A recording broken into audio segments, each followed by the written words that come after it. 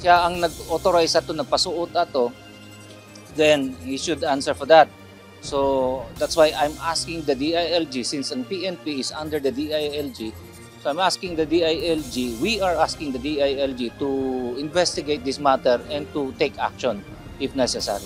Nais malaman ng Davao City Council kung bakit pinagsuot ng uniforme ng mga pulis ang ilang sibilyan noong kasagsagan ng operasyon sa compound ng Kingdom of Jesus Christ. Isa lamang ito sa mga nais paimbestigahan ng konseho sa Department of Interior and Local Government.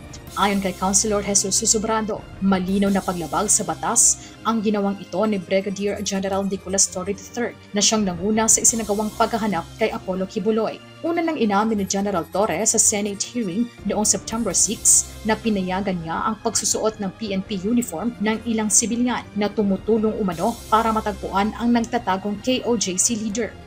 Dinhi pa lang, clearly, as it was already admitted by the General, na siya ang nag-authorize ato, so ang dunay violation sa ato ang national law, revised penal code, and also sa local law na to. So just because he is a general, does it exempt him from following that law?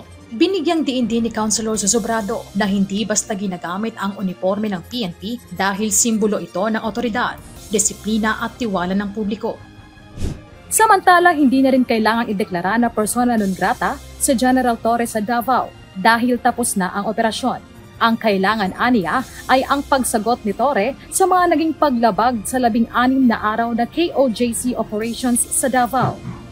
Marisol Montaño, UNCV News and Rescue. Diyos ang aming sandigan, serbisyo publiko ang aming pinahahalagahan.